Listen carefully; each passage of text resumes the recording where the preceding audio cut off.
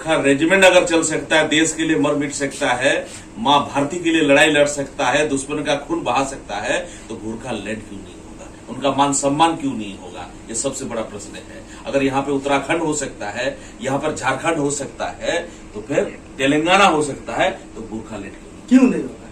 धन्यवाद।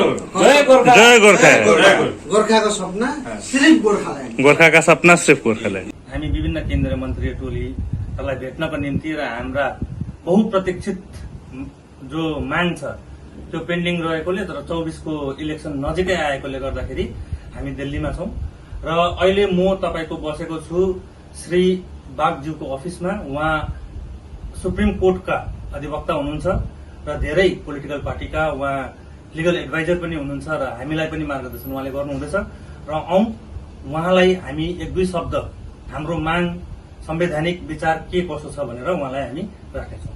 सर नमस्कार। नमस्कार। आपको तो पता ही होगा कि पश्चिम बंगाल को बाइफरकेट करके गोरखालैंड का इशू जो है वो हमारा कई सालों से 100 सालों से चल रहा है। तो इसमें आपका क्या कहना है? कानून के तरीके से, कानून के हिसाब से ये वायबल है नहीं है? सिर्फ हम लोग रास्ते में चिल्लाने से होगा?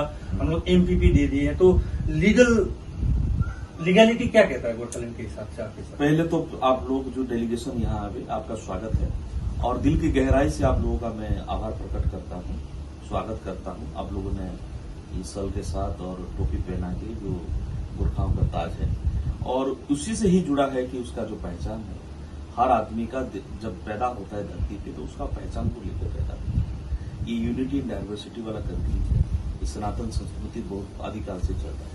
वहां पे आपको गई भाषा, प्रांत, उनका पहचान, ये पहचान का भी सवाल है। भारत की आजादी से पहले गोरखा का एक यूनिक लाइफस्टाइल है और दूसरी तरफ कि अगर मानिक सर की भाषा में अगर कहा जाए तो उनका कहना था कि जो अगर मौत को नहीं डरता है तो दो आदमी, एक तो झूठ बोल रहा है, नहीं तो वो गोरखा है। और गोरखाओं का इस धरती, इस मिट्टी के लिए, मां भारती के लिए उनका अवदान, उनका त्याग, उनका समर्पण सबको पता है। जिस तरह से उन्होंने कुर्बानी दिया करगिल वॉर से लेकर अंग्रेजों के साथ, बहुत बड़ा योगदान है। दूसरी बात है, ये कल्चरल क्वेश्चन है, सांस्कृतिक जो सवाल है, भाषा को लेकर, उनका रहन सहन, खान पीन, जगह सबको लेकर है। तो इस धरती में ऐसा नहीं है कि नहीं बना है।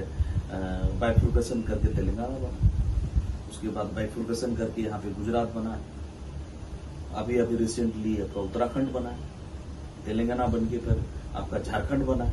तो ये अभी उत्तर प्रदेश को 4 हिस्से में बांटने का बहन मायावती जी का भी ये था कि एक डेवलपमेंटल प्रोजेक्ट के तहत उसको अच्छा एडमिनिस्ट्रेशन, खास करके जो हिली एरिया की बात हम लोग कर रहे हैं, ये गोरखालैंड जिसको कह रहे हैं हम लोग, जिसको मेरा भी एक ड्रीम है कि उसको स्विट्जरलैंड बनाना है। स्विट्जरलैंड वो तो खैर ममता दीदी का भी सपना था, लेकिन सपना ही रह रहा है। मैं उनके सपने के बारे में नहीं जाऊंगा, मुझे मेरे सपने के बारे में पता है, क्योंकि मैं दोगला आदमी नहीं हूँ। मैं वोट के लिए राजनीति नहीं करता हूँ। किसके अस्मिता के साथ, किसके भाषा के साथ, किसके प्रांत के साथ, किसके पहचान के साथ मैं खिलवाड़ करना मुझे पसंद नहीं है। और सबसे इससे महत्वपूर्ण जो मैं जिस विषय के लिए मैं कह रहा था, जिस बात को मैं कह रहा था कि यहाँ पर गोरखाओं का अवदान है, संदिग्ध नहीं है। अगर यूनिटी एंड डाइवर्सिटी की बात हम कर रहे हैं इस देश में, तो उसी के तहत एक पहचान बनता है, भाषा है। तो स्टेटहुड का जो एप्लीकेशन होता है, जिस आधार पे 1947 से लेकर जितने बाइफर्केट हुए, गोवा से लेकर और भी जो स्टेट बनी हुई है, वो सारे कंडीशन को गोरखालैंड फुलफिल कर रहा है। तो ये संवैधानिक जायज मांग है, कानूनी रूप से जायज मांग है, कोई नाजायज मांग नहीं है। तो आपको क्या लगता है कि इतने सालों से देश में सिर्फ गोरखा ही ऐसा क्यों फील कर रहे हैं कि वो उनके साथ अन्याय हो रहा है? भारत सरकार प्रधानमंत्री श्री नरेंद्र मोदी जी के नेतृत्व में बहुत आगे बढ़ रहा है, ठीक है, और वो ये भी दावा कर रहे हैं कि उनके अगले टर्म में इंडिया 3rd लार्जेस्ट इकोनॉमी भी बनेगा। लेकिन हमको क्या फील हो रहा है गोरखाओं को कि इंडिया इतना आगे पहुंच रहा है, लेकिन हम वहीं के वहीं अटके हुए हैं। अभी भी दूसरे दर्जे के नागरिकता के हिसाब से देखा जाएगा। अभी हम दिल्ली में हैं, ये टोपी पहन के जब हम रास्ते में निकलते हैं तो 80% लोग यही हमको क्वेश्चन पूछते हैं कि भाई साहब क्या आप नेपाल से हो? तो इसका आंसर हम लीगली कॉन्स्टिट्यूशनली कैसे दे सकते हैं कि ये टोपी हम पहन के जो चल रहे हैं, या हमारे दादा परदादाओं से चला आ रहा टोपी है और हम भारतीय हैं, ये टोपी पहन के हम भारतीय हैं, इसको फुलफिल करने का क्या हम कुछ नाजायज चीज मांग रहे हैं या क्या? हमको भी समझ में नहीं आ रहा है। इसको क्लियर कर चुका हूँ स्पष्ट सरल भाषा में कि ये संवैधानिक जायज मांग है। दूसरी बात, यहाँ पे धोती पहनने वाले लोग भी हैं, कलर्स हैं, पहचान अलग है। उसके बाद आप सिख भाई हैं, आप देखिए धर्म के उनका अलग पहनावा है, कोई बुर्का पहन रहा है, तो टोपी के साथ किसी को समस्या नहीं होनी चाहिए, ये पहचान है। कोई टर्बन पहन रहा है, यही तो है विभिन्नता में एकता, यूनिटी इन डाइवर्सिटी। तो ये सवाल लेके अभी फिलहाल जो जहां तक सैकड़ों साल से ये मांग आ रही है, हम लोगों के सामने भी है। अगर यहाँ पे अगर पार्टी पॉलिटिक्स से ऊपर उठकर एक देश का नागरिक होने के नाते, एक लॉयर्स होने के नाते, एक एक्टिविस्ट होने के नाते, पिछले 2011 से इस आंदोलन में मेरा एक सॉफ्ट कॉर्नर रहा है, क्योंकि जायज मांग है। उससे क्या होगा, आप एक कोई सिलीगुड़ी से दार्जिलिंग से कोई आदमी अगर कोई गरीब जाता है ना हाईकोर्ट, कोलकाता हाईकोर्ट, उसको मिनिमम 1 दिन लगता है।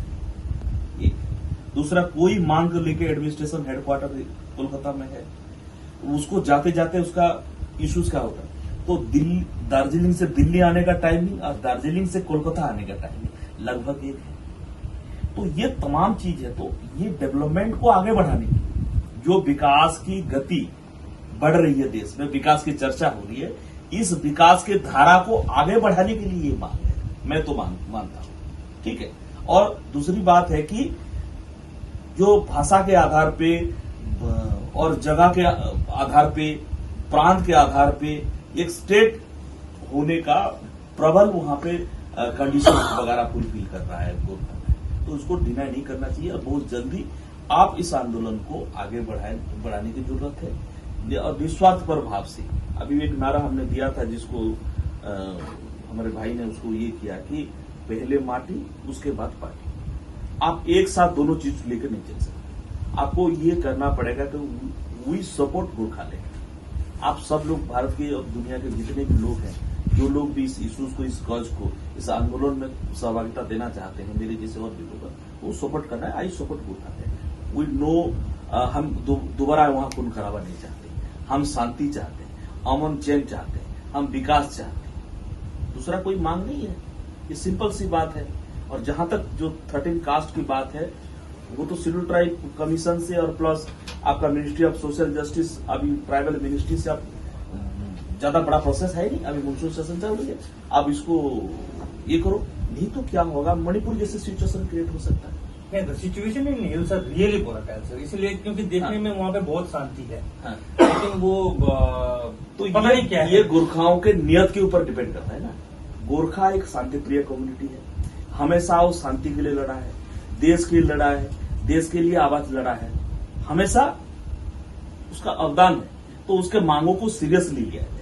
तो देखिए, नहीं अभी क्या हो गया कि 2009 से तो हम लोग मेंबर ऑफ पार्लियामेंट दे ही रहे हैं भारतीय जनता पार्टी को। जी खैर 9 में तो उनकी मेजोरिटी नहीं थी बोल के उनके तरफ से कहा गया, चलो ठीक है। हाँ। फिर 14 में आया तो उन्होंने बोला कि हमको और ज्यादा लोकसभा में भी राज्यसभा में दोनों में बहुमत होने की जरूरत है। तो फिर 19 में तो पूरा कंडीशन फुलफिल हो गया।